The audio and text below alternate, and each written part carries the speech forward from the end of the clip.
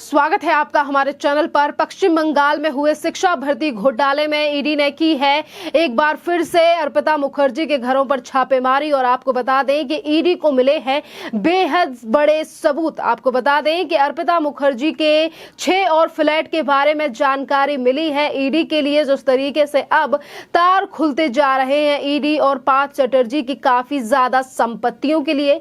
और इसी पूरे मामले में यानी कि एसएससी घोटाले में ईडी और सीबीआई ने पश्चिम बंगाल के वीरभूम में भी की है छापेमारी, जहां पर बताया जा रहा है कि एक जो बंगला है वो अर्पिता मुखर्जी और पार्थ चटर्जी के नाम पर है। जी हां, जिस तरीके से बड़े खुलासे अब एसएससी मामले में हो रहे हैं, तो वहीं दूसरी तरफ अब ईडी पार्थ चटर्जी और अर्पिता मुखर्जी को कोर्ट में आज करेगी पेश। और अभी ईडी दोनों के लिए लेकर गई है मेडिकल के लिए।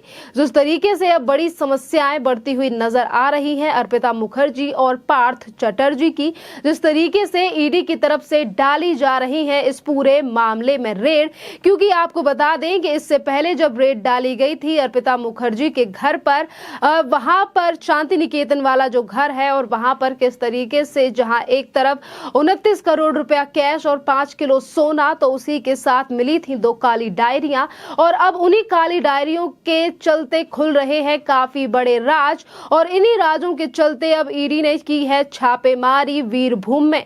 आपको बता दें कि जहां एक तरफ वीरभूम का नाम सामने आ रहा है, तो वीरभूम में एक व्यापारी के घर पर ये छापेमारी की गई है। और छापेमारी के बाद क्या चीजें सामने आती हैं, क्या हाथ लगता है ईडी के, ये भी एक बेहद बड़ा सवाल है। जिस तरीके से ईडी लगातार कार्रवाई कर रही है एसएससी घोटाले में, क्योंकि आपको बता दें कि जहां एक तरफ बड़े खुलासे हो रहे हैं कि इससे पहले ईडी ने अर्पिता मुखर्जी की 4 गाड़ियों का पता लगाया था और कहा था कि ये 4 गाड़ियां हैं लापता। और उसके बाद 6 और फ्लैट निकलकर सामने आए हैं जो कि हैं अर्पिता के नाम पर। आपको बता दें कि अर्पिता मुखर्जी के नाम पर ये फ्लैट हैं जो कि दे रखे हैं अभी रेंट पर, जिनकी जानकारी में अभी ईडी जुट गई है। और वहां पर भी शायद आने वाले समय में हो सकती है छापेमारी।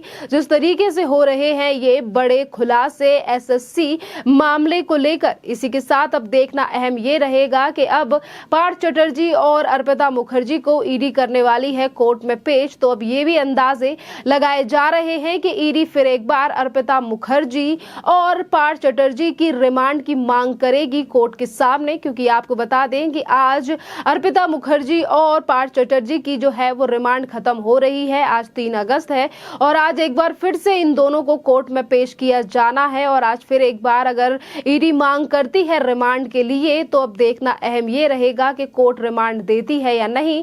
क्योंकि इस पूरे मामले को लेकर ईडी जानना चाहती है तमाम और चीजों को, और इसीलिए रिमांड का जो रिमांड की फिर से एक बार बात की जा सकती है ईडी की तरफ से। क्योंकि इससे पहले भी जब पार्थ चटर्जी को किया गया था कोर्ट में पेश, जिस समय पर पार्थ चटर्जी ने दिया था अपनी तबीयत खराब होने का हवाला और कहा था कि उनकी तबीयत खराब है, और उसके बाद उन्हें एम्स में भर्ती कराया गया था। और उसके बाद एम्स यानी कि जो डॉक्टर है उन्होंने ही कह दिया था कि पार्थ चटर्जी को नहीं है कोई भी समस्या। उस समय पर भी कोर्ट में रखी गई थी ये तमाम बातें कोर्ट ईडी की तरफ से, और ईडी ने कहा था कि इस पूरे मामले के तथ्यों की जानकारी के लिए हमें चाहिए पार्थ चटर्जी की 10 दिन की कस्टडी और 10 दिन की रिमांड में भेज दिया था कोर्ट ने पार्थ चटर्जी और अर्पिता मुखर्जी के लिए। आपके लिए बता दें कि पहले गिरफ्तारी पार्थ चटर्जी की हुई थी इस पूरे मामले में, और उसके बाद अर्पिता मुखर्जी की। जिस तरीके के उनके घर से मिला था पहाड़ यानी कि कैश का पहाड़, पैसों का पहाड़, और उन्हीं को लेकर अब हो रहे हैं बड़े खुलासे। जिस तरीके से चीजों को दबाने का प्रयास किया जा रहा है अर्पिता मुखर्जी और पार्थ चटर्जी की तरफ से, क्योंकि जहां एक तरफ काली डायरियों से हो रहे हैं बड़े खुलासे, और इन्हीं के आधार पर ईडी और सीबीआई रेड मारी कर रही है पश्चिम बंगाल में कई जगहों पर। आपको बता दें कि 7 से 8 बार कई बार छापेमारी हो चुकी है एसएससी पूरे मामले में, सीबीआई और ईडी की। और अब ये वीरभूम में छापेमारी की जा रही है, जो कि ये दर्शाता है कि कितने बड़े सबूत मिल रहे हैं अब अर्पिता मुखर्जी और पार्थ चटर्जी के खिलाफ ईडी के लिए। आपके लिए बता दें कि जहां एक तरफ 6 फ्लैटों की जानकारी ईडी के लिए मिली है, तो वहीं दूसरी तरफ एक ईमेल आईडी के ऊपर भी काम किया जा रहा रहा है ईडी की तरफ से। और आपके लिए बता दें कि जो ईमेल आईडी अभी छापेमारी के दौरान ईडी को मिली है वो भी ARP यानी कि अर्पिता के जो नाम है उनके 3 अक्षरों से शुरू होती ये आईडी है, जिसको लेकर अब तहकीकात ईडी की तरफ से की जा रही है। और आपको ये भी बता दें कि सूत्रों के हवाले से तो इस ईमेल आईडी को लेकर बातें ये भी सामने आ रही हैं कि पार्थ चटर्जी के भी कई ऐसे बंगले हैं जिनका नाम भी अर्पिता के नाम पर रजिस्टर है, यानी कि अर्पिता के नाम पर भी पार्थ चटर्जी ने कुछ घर खरीद रखे हैं, फ्लैट खरीद रखे हैं। इन बातों की जानकारी भी सामने आ रही है। इसी के साथ अब देखना अहम ये रहेगा कि किस तरीके से अब बड़े फैसले लिए जाने हैं कोर्ट की तरफ से, क्योंकि आज इस पूरे मामले को लेकर सुनवाई है। इसी के साथ हम आपको ये भी बता दें कि जहां एक तरफ पार्थ चटर्जी और अर्पिता मुखर्जी की कोर्ट में होनी है पेशी, तो वहीं दूसरी तरफ आज वेस्ट बंगाल यानी कि TMC सरकार के मंत्रिमंडल में भी होना है बड़ा फेरबदल और जो नए मंत्री हैं वो भी लेने वाले हैं शपथ।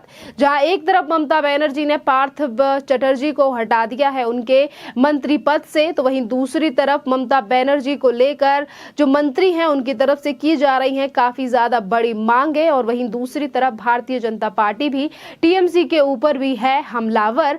आपके लिए बता दें कि विधानसभा के नेता प्रतिपक्ष शुभेंदु अधिकारी ने भी कल इस पूरे मामले को लेकर देश के गृह मंत्री अमित शाह से की थी मुलाकात और इसी पूरे मामले को लेकर चर्चा की थी देश के गृह मंत्री अमित शाह से कि किस तरीके से वेस्ट बंगाल में हुआ है ये बड़ा घोटाला, SSC घोटाला, जिसमें ममता बनर्जी को पहले जानकारी रहते हुए भी उन्होंने पार्थ चटर्जी को नहीं हटाया था उनके पद से, और आज ममता बनर्जी ने पार्थ चटर्जी को उनके पद से हटा दिया है।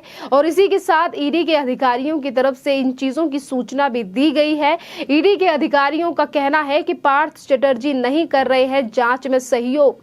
जब भी उनसे सवाल पूछा जाता है हमेशा ही पार्थ चटर्जी 3 शब्दों में देते हैं जवाब, हाँ, नहीं, पता नहीं। बस इन्हीं 3 चीजों का जिक्र किया जा रहा है पार्थ चटर्जी की तरफ से जब भी कोई सवाल ईडी के अधिकारियों की तरफ से SSC घोटाले को लेकर पूछा जा रहा है पार्थ चटर्जी से। तो वहीं दूसरी तरफ पार्थ चटर्जी ने फिर एक बार इन चीजों को लेकर दिया है अपना बयान और कहा है कि जो भी पैसा मिला है वो पैसा मेरा नहीं है, यानी कि फिर एक बार गुमराह करने की कोशिश की जा रही है। बार बार पे कहा जा रहा है कि ये मेरा पैसा नहीं है। तो वहीं दूसरी तरफ अर्पिता मुखर्जी का भी यही कहना है कि जो उनके घर से मिले हैं ये नोटों के पहाड़, ये उनके नहीं है, ये उनकी गैर मौजूदगी में उनके घर में रखे गए हैं।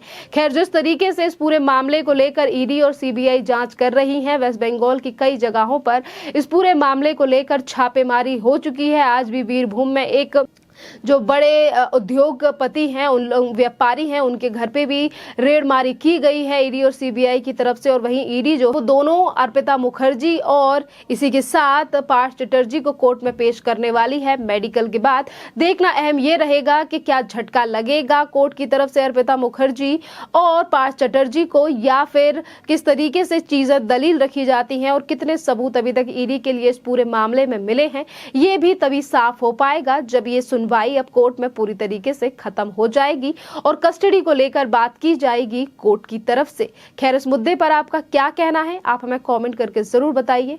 धन्यवाद।